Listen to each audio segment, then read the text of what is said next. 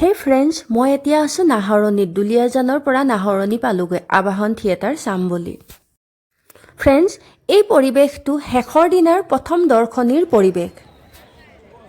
আমি সেইদিনা lady Macbeth চালোঁ আৰু সঁচাই প্ৰস্তুতি পৰাশৰ বায়ে যে কিমান ধুনীয়া অভিনয় কৰিছে।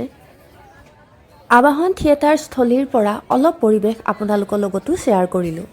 প্ৰস্তুতি পৰাশৰ বাইদেউক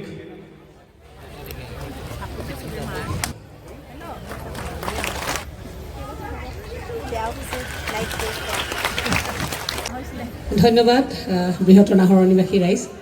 থিয়েটাৰ পৰিচালনা কমিটিৰ সমূহ বিষয়ববীয়া কৰ্মকৰ্তাসকলক আন্তৰিক ধন্যবাদ জ্ঞাপন কৰিছোঁ এইখিনি সন্মান দিয়াৰ কাৰণে। যোৱা দুটা নিশাত আপোনালোকৰ অভূতপূৰ্ব সঁহাৰি, তাৰ কাৰণে আবাহনৰ পৰিয়ালৰ তৰফৰ পৰা প্ৰতিগৰাকী নমস্য দৰ্শকক আমি আন্তৰিক কৃতজ্ঞতা জ্ঞাপন কৰিছোঁ। আজি এখন সুন্দৰ নাটক আছে, লেডি মেকবেথ, অলপ পৃথক এখন নাটক, যাৰ কাৰণে সঞ্জীৱ আৰু বক্সি আপোনালোকৰ মাজলৈ আহিব নোৱাৰিলে। এতিয়া স্কটলেণ্ডৰ ৰজাৰ বেশত তেওঁলোক আছে, অলপ পিছতে মই গৈ সেই বেগ ল'বগৈ লাগিব।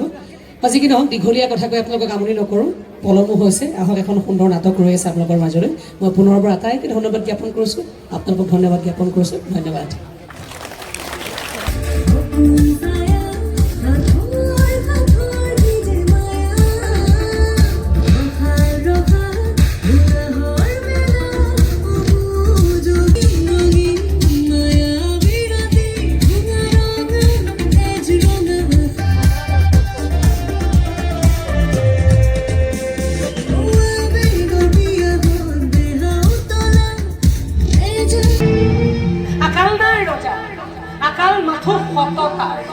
ক্ষমতা মানেই যেনে সস্তীয়া অনুশীলন, ক্ষমতা মানেই যেনে কুমতৰীয়া বিচৰণ, অহংকাৰী আস্ফালন অথবা অনৈতিক আগ্ৰাসন।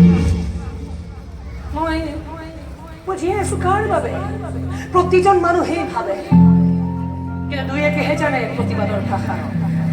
আৰু সেই ভাষাই যেন আজি দেশবাসীৰ একমাত্ৰ আশা।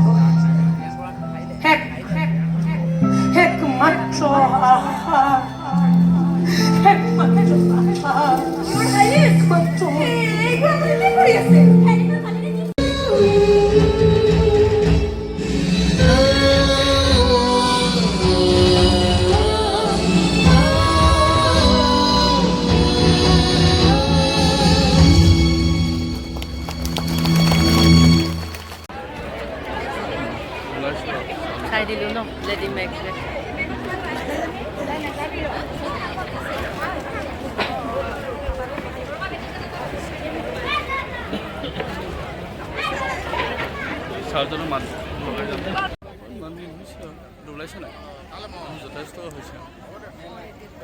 আমি প্ৰথম দৰ্শনী চালোঁ, ইয়াৰ পিছত তেওঁলোকে ছেকেণ্ড শ্ব'ও দেখুৱাব।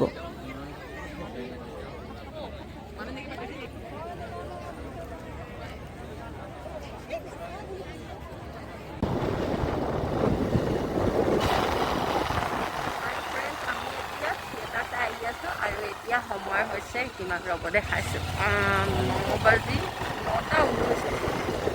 আৰু আমি নাহৰণিৰ পৰা আহি আছোঁ দুলীয়াজানলৈ।